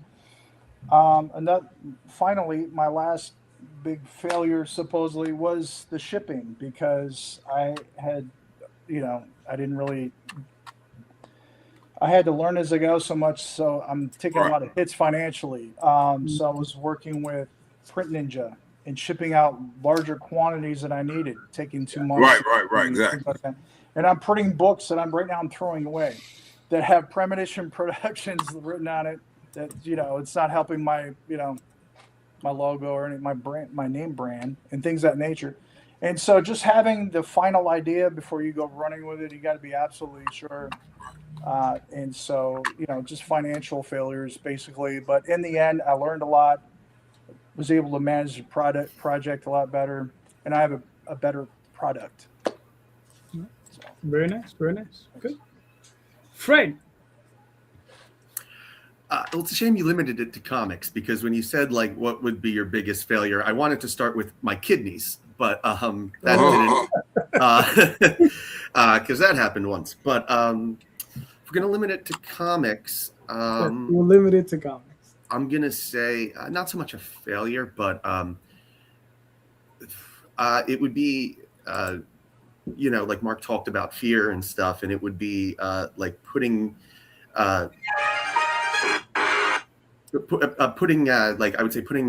like tasks off and things, and wasting time out of like fear, right? Whether it's like afraid of a confrontation or afraid of a mishap, or if this goes wrong, and this thread will derail everything. So, if there's something that I regret most of all about like my comic, is that it took so long to get out. Like, I'm glad that it's, kept the way it came out and how it's going now. But, there are people, who are no longer here, that I wanted to share it with. A big part of it getting done would have been to share with like my mom and my best friend, who, both passed on over the course of making it. So, there's always that part of me that's like, if I had, hustled a little bit more, could I have, gotten the book in their hands, but you never know. And I didn't know that was going to happen. But I would say in general, what I got out of that was more like charging into things now and trying not to let things go on. Like, if something's on my shit to do list for like, a couple of days now, I tend to be like, all right, enough's enough. Like, like if I'm not, I try to tackle things more proactively now. Yeah, not a failure. I got a funny one though. Go ahead. And I will preface this. I might not tell this story, but Daphne did, open the door with the John Waters earlier, so I feel like okay to tell this story. But my first comic, there was one scene, where like a guy was in a shower, and he was a little tiny guy, and he was around these really big muscular dudes, and it was like a little line about, like felt like a sad hobbit in the presence of glorious elves, right? And he's in the shower, and then like the dudes around him were naked, okay? And I drew the layouts, so yes, I drew them naked, right? It's my first comic book. Well, the artist kept drawing dicks and in the book. And what? One that what? That yeah. Oh, sorry. Yeah. I should have led with that one.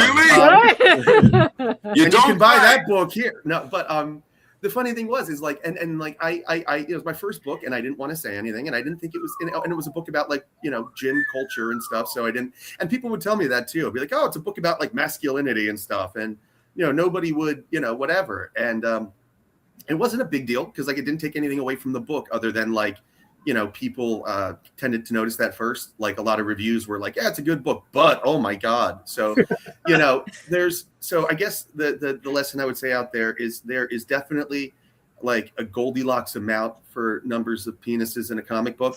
But I think we had like 7 pages in a 28-page comic. That's a bit too much, so yeah, I would say that would be my advice for other, like, just, tighter dicks, judiciously use your dicks. There you go. Well, use them judiciously. Yeah. What would be the total number of penises that you would? I've never done the research, Mark. I've never done the research. I would say 958. Somebody should figure out the Goldilocks amount for that, because there is. Well, I mean, it's like, look, you had 7 pages more, probably 7 pages and 5 panels more than DC was able to get away with. Yeah, absolutely. Yeah. Mm-hmm. So right, cool. I can only say that we're in the same realm as Batman in one regard. But let me tell you this though. But then, a sub B advice to this: if you do make a book with that many penises in the thing, do not look into your followers' profiles. Just don't. Yeah, followers, what are you doing over there? Yeah, for the wrong reasons. Some of them. It's probably all for the penises. Yeah, some of them. Daphne, what are... I don't really think about failure because there's something so final about failure. And it's like, and I always think that if something goes wrong, it could always be rectified at some point. I have hella regrets. Okay. Yeah, it's like, but I wouldn't say anything was like a failure. But yeah, like I have like a lot of regrets. Like the one main one that kind of like irks me sometimes. Well, there's two major ones really. Is if I like held myself back by not treating this as a business, like I always took it as like, this is just something that I'm doing, but never like in a very organized way. And especially like when I watch like these artist alley girlies, on YouTube, where it's like, they're selling their stationery, they're selling their tchotchkes, and they're running like legit businesses doing that. And I'm like, and I watch them and I go, did I take the wrong turn at Albuquerque somewhere? It's like, it's like, because it's like, I feel like sometimes I feel like the way like they organize what they do, it's like sometimes I feel like, did I miss something by not looking at my stuff like that? But then I get over it, especially once I had an accountant tell me you don't run a business. I'm like, well, good, I'll stop worrying about it. But sometimes I have that, that thought in the back of my head. But like the other main regret I have is not finishing Tall Tales before I started Eagle Raven, because now I'm at a point where I can't even think about anything else until I finish my 16 issues. Because ironically, it's because I don't want to do the same mistake with Eagle Raven that I did with Tall Tales by not finishing those last 2 issues. So, but I know I'm going to get back to that. So, like I said, it's like I don't consider it a failure, just a big misstep that I should have kind of like thought a little bit more back then. But yeah, it's like failures. No, I don't fail. Regret, I got tons of it. Yep. All right, that's cool. I just fell off that horse, but I got back on. Right. Yeah. All right. Well, so back in the day, Daphne and I would go to San Diego. We did like 6, 7, 8 years in a row. Something like that. So we did a bunch of years. We would go there, and one of the sections we would see in there was the toy section, right? And they had the vinyl toys, and we would see all these fantastic looking sculptures from all of these great artists. Mm-hmm.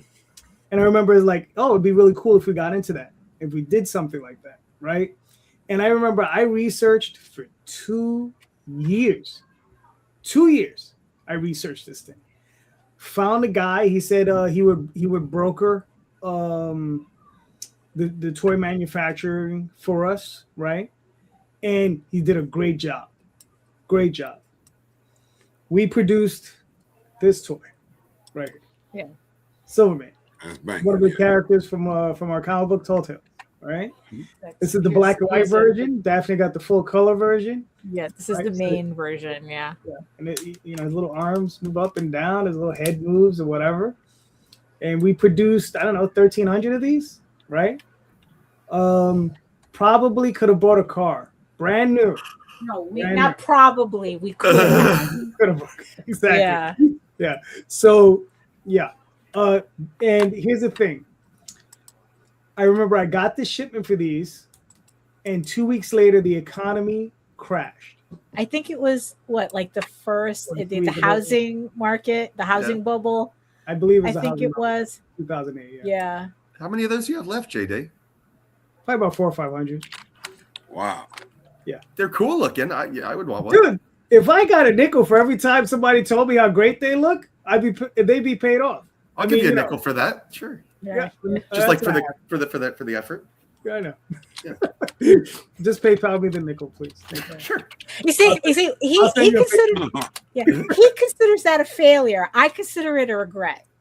Right. Yeah, that's not a failure. I mean, that's because I did so much research on it. Right, And the distributor reached out to me. He told me, he said, Jay, if I had these a year ago, I'd have sold out.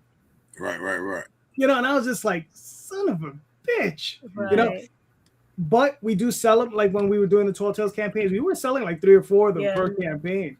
And I mean, we go to shows, we occasionally sell a few there.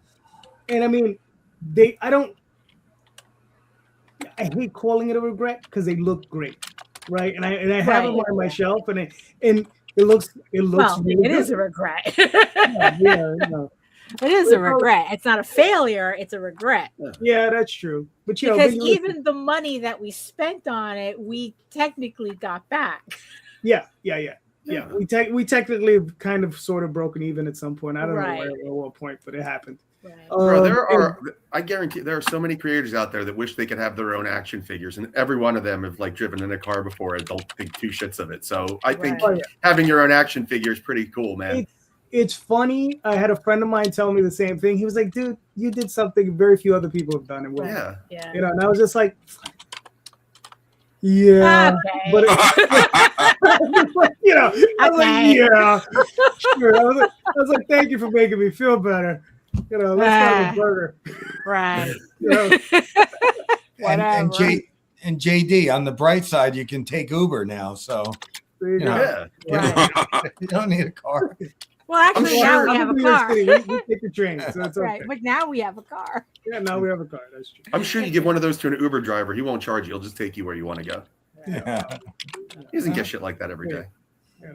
But yeah, that was my thing with that. So, you know. All right. Lady and gentlemen, we made it to hour 2. Thank you so much. You guys doing great. So let's start with Kevin. Where can we find you and your work? August 2nd, I'll be at NeoCon in Cleveland. I'm basically been on tour this year with the Comic Cons, going up to Cleveland, Akron, Canton, Dayton, Ohio. I live in Columbus, couple out here in Columbus. So you can catch me there. Also online at crookedcomics.com, COMIX. Also Instagram and Facebook of the same name. On Kickstarter now for another 13 days. Check out Premonition and the Fates of Destiny, the Yogan. Thank you. All right, cool. Mark, where can we find you and your work, sir? Which one? F or D? Oh, Mr. Florio. I'll be heading out to San Diego Comic Con in a couple of days. I'll be there with Metal Ninja Studios, and then coming back to Jersey, where I'm a featured artist in Artist Alley, a featured creator in Artist Alley, for the Super Jersey Comic Expo. You can find me at local comic shops around New Jersey, bonefrogcomics.com online. My Kickstarter with Mike Zapsik is live right now. Iron Golem, you can check it out there, and all over socials with a variation of my name. So you look up Mark Florio, you'll either find Arrest Records or you'll find both. Gotcha. Well, you're going to San Diego? Yes. So if you see Tom Hutchison, he'll be with the Antarctic Press booth, right? If you see him, let him know that JD said stop slacking, okay? I will. Tom Hutchison. They could have done the show in his car. Right. Got it. Mr. Dudley, where can they find you and your work, sir?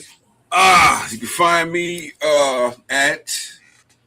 find my work at ImagineThoseWorkshop.com, JudahFestTheComicSeries.com, and I'm going to be doing a couple cons in the next couple weeks.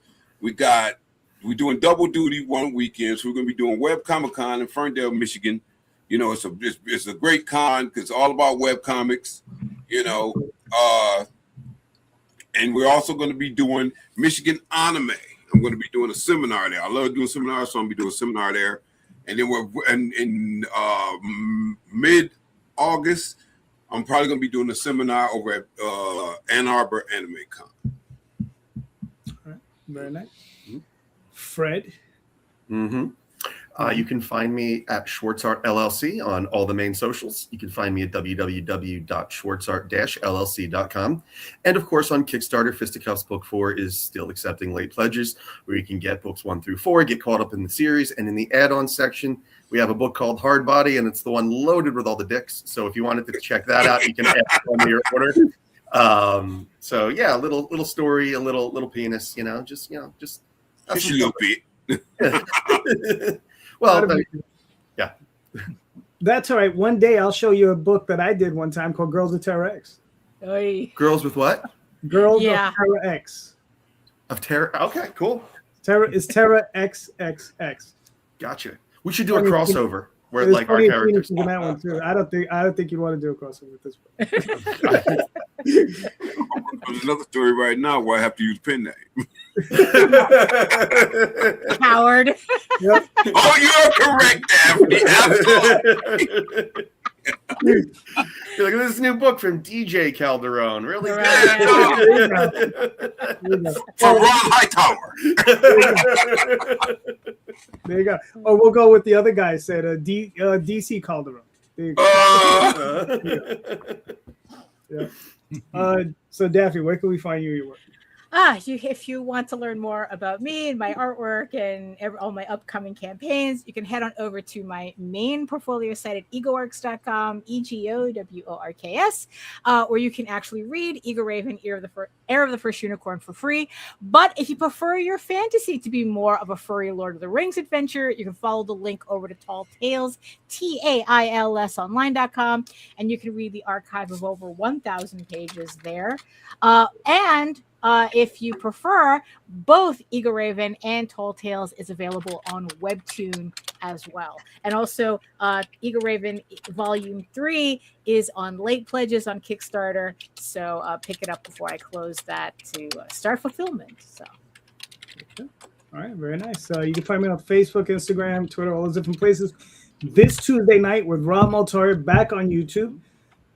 Trying to help out individual creators on their campaigns. Back next Sunday with another group of fine guests. And don't forget, the Oswald Chronicles currently on Kickstarter and Dreamweavers also currently on Kickstarter. So please go check those out. And just remember, everybody, go check out the show notes. In the show notes are links to all of these creators' campaigns. Click on those links, buy those books. All of these creators are making great books. They make just telling fantastic stories from their own voice. This isn't corporate stuff. This is all stuff that's coming from a place, from a human. You understand? It's not corporate mush. It's not a bunch of people in a boardroom saying, oh, let's do this. No, this is individual creators making their individual works with their individual voices. So please go check them out. And just remember, everyone, read more indie comics, especially ours. Have a good night, everyone. Thank you. Good night. Good night.